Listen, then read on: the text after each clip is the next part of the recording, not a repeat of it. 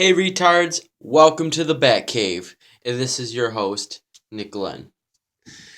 What's up, you homos and faggots? This is Nick Glenn with my Night of Champions late, and everyone's forgotten about it, review. Yes, this was the Night of Champions, where every title is on the line. Yeah, even the most irrelevant titles were on the line tonight, and nobody cared. But we're supposed to pretend for one night that all these titles matter. They kicked off the show with Owens versus Ryback. Um, Pretty much the most of this match, Owens fucking worked Ryback's arm or something, and the announcers made it clear to point out that Owens was working Ryback's wrong arm. That's not the arm he does the meat hook of clothesline, John. So pretty much the commentators are admitting that Owens fucked up and worked on the wrong arm. But great storytelling, children. After that, he works on the arm, but Ryback ends up coming back, fighting back a little bit. Then Owens ends up winning with a roll up. He rakes Ryback's eyes or something while Ryback has him in the shell shock, and then rolls him up for the win. And KFC Owens is our IC champion. I hope he doesn't try to cash in the belt, so he can get some 20 buckets of fried chicken and 20 Big Macs. You better not do that. Nah, who cares? That belt's useless anyways.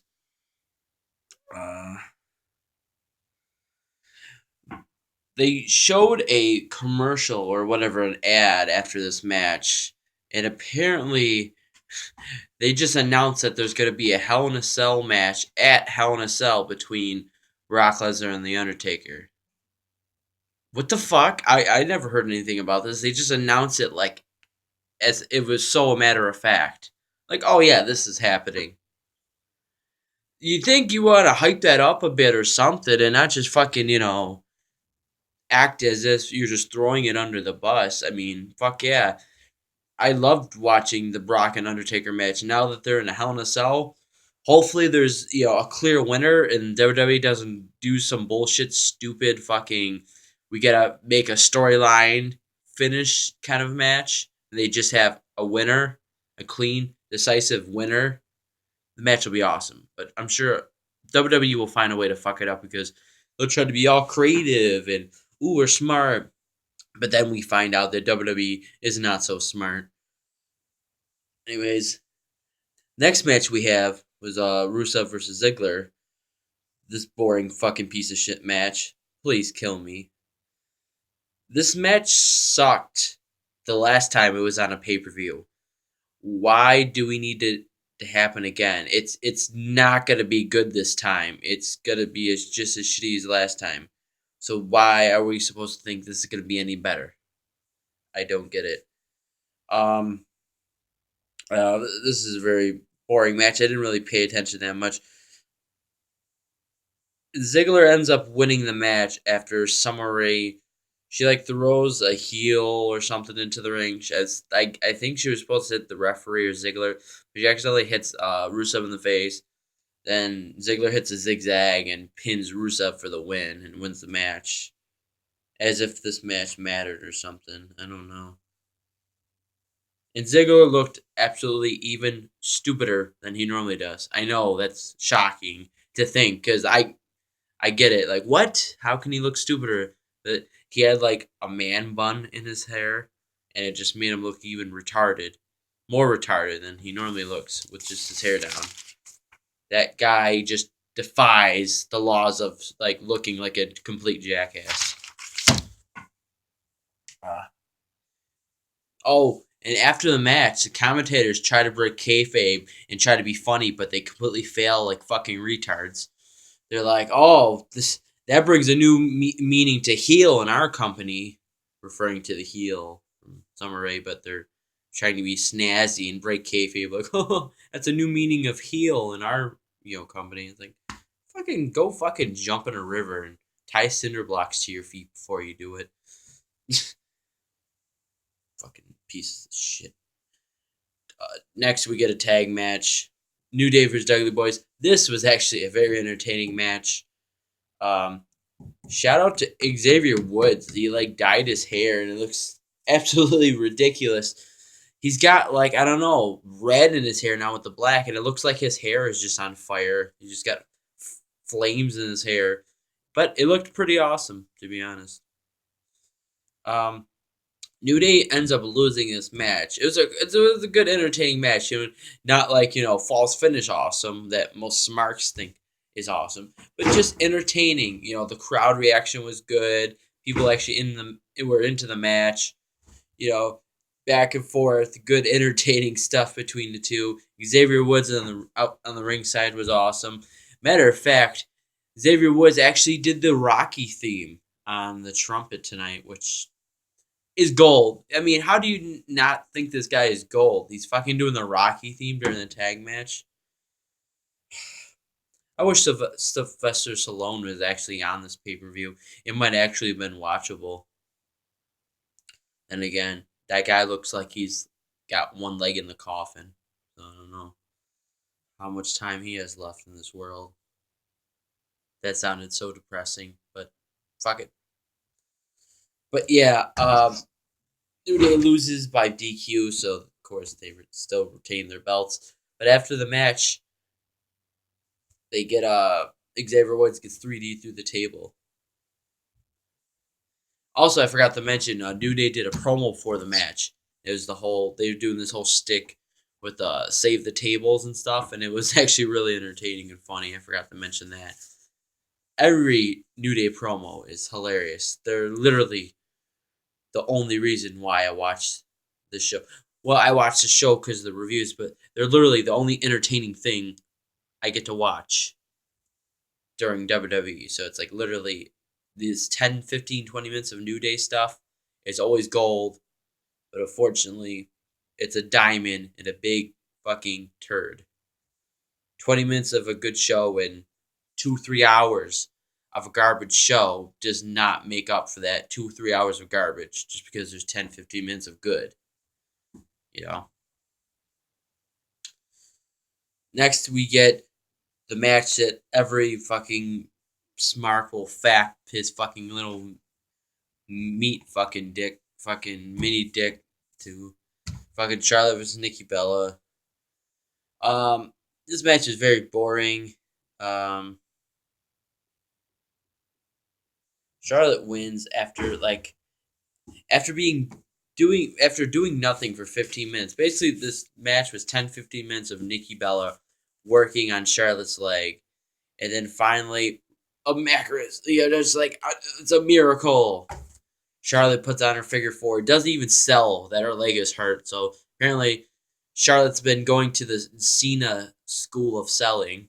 John Cena's been teaching her how to sell, like fucking the Terminator. Just no sell everything, like she's a fucking android. I don't know if she's an android, but I know she has a dick. Anyways, yeah, Charlotte wins the title. The U.S. title. Woohoo! We'll pretend like this matters. Then we got Wyatt family versus Roman Reigns. Yes, the nurses. Blah, blah, blah. I hate slurring my words. You would think I'm drunk, but I'm actually just fucking up my words. Tired. The nursery rhyme master, and the titty master. And their mystery partner was actually Chris Jericho, which was actually really cool to see. The only problem is Jericho looks really fat. I don't know what happened. Maybe he's been doing too many Fozzy tours, but the guy had a belly on him. Not that he looked horrible, it's just he didn't look like the same old skinny Jericho. He looked pretty lumpy and flumpy and just grumpy. This actually was an okay match. There's some good spots. Braun Strowman, that monster guy for the Wyatt family, looked strong. They made him look like a monster, which matters. And he was also the reason they got the victory. He choked out Jericho for the win. So at least they're putting over him, even though I'm just waiting for the inept ability of him just to fucking lose and become a jobber and, dance in a pink skirt and say he loves fucking My Little Pony. It's just gonna happen, folks. You're gonna have to deal with it. Next. Oh. C Nation. Y'all, it's Cena versus Rollins. We gotta fight the cancer, C Nation. Yeah, because I love the children. You gotta root for me, children. Because I want your money, C Nation. And I also want Rollins' belt. And also, I want Rollins' ass, C Nation. Because I'm a faggot. I like dudes. So I don't have anything against gay marriage, C Nation. Love me, C Nation. Please love me. If you don't love me, I might hang myself tonight. I might pull Benoit. But I've written down on my paper before like the first like 5 minutes of the match, like before the match is over, I'm like writing like predictions, like thoughts onto my paper. And I put okay match so far. I hope Rollins wins, but I feel this will have a very predictable outcome. You know, it did. I was right on the money. Of course, just a back and forth, okay match, but of course, a lot of false finishes. This actually was a lot shorter than I expected, and kind of like I knew Cena was gonna win. I knew it, but how quick he actually won was kind of like just anticlimactic. I was like, oh shit, Cena just won. Yeah, and Cena wins the U.S. title. No surprise there, but just how it happened out of the blue was kind of shocking. But I don't care. Fuck this company. And after the match, fucking, we had this little part after the match where Seth Rollins grabs the WWE title because he's not a fighting champion. He's just a little bitch. I can't do anything on my own or else I have some help. So he tries to leave, with the belt, and Cena stops him, AAs him on the concrete because he's a good American hero. And good American heroes bully people and beat them up. I bully people, C Nation. It's a good thing when I do it, but when other people do it, it's bad, C Nation. But when I do it, it's okay. Don't worry. I'm allowed to be an asshole. Sting comes out, and now we have the Sting versus Rollins match. During this match, Sting takes a nasty fucking bump, like off the announce table. He goes through announce table, but his head lands smack on one of those not camera, but those monitors. And he looked like he fucked his shit up. I thought for sure how old he is, he could have fucking just knocked himself loopy and he could be fucking have brain damage. But apparently it wasn't that bad because they continued the match. Okay match. More or less, it was just a lot of brawling outside. Rollins hit a lot of the same moves he hit in the Cena match. He did that fucking where he throws him into the turnbuckle. He does that suplex where he flips and lands on his ass. Stuff like that. Eventually, Sting puts a Scorpion Deathlock on Rollins. Rollins fights and gets to the rope, even though fucking Sting doesn't even sit down anymore when he does his Scorpion Deathlock because he's that old and fucking crippled. It's kind of pathetic to see the state Sting is. Love Sting, but as a huge fan of Sting, it's depressing to see the state he is just now. I really hope he doesn't just wrestle Undertaker. There's no point in having that match anyways, and just he should retire and just enjoy his life. Seriously, I don't want to see him go brain dead or get hurt. He almost died during this match. Rollins ends up rolling Sting up for the win because that's the clean way. Rollins always has to win his matches. After the match, Sheamus comes out, teases like he's gonna cash in, and then what? Who comes out? But the Demon Kane! By God! By God! Oh wait, that guy has talent and he's gone now. We're stuck with fucking Dildo Headmaster. Oh my! Oh my! It's the Demon Kane!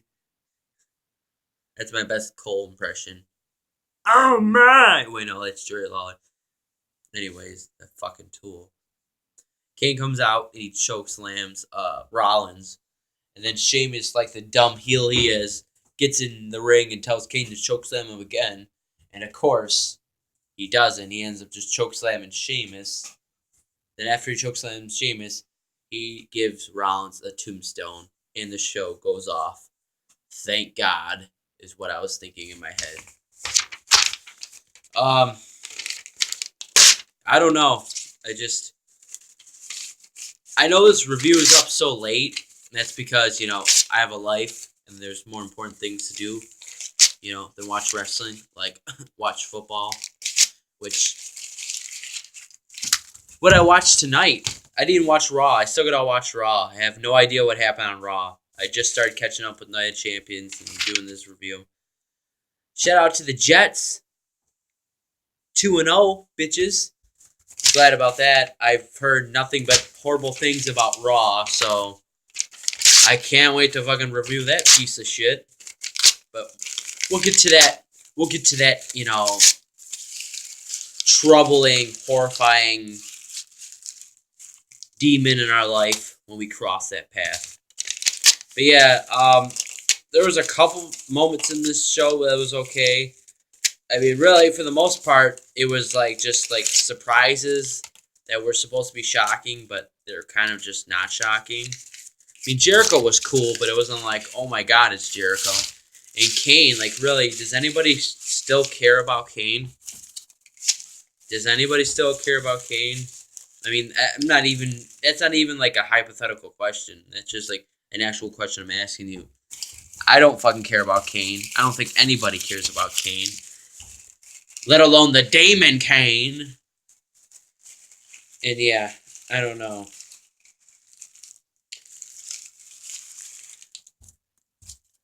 I don't know how to end this, so I'm just going to take this ball of all my rants and homophobic slurs and all my nasty little fucking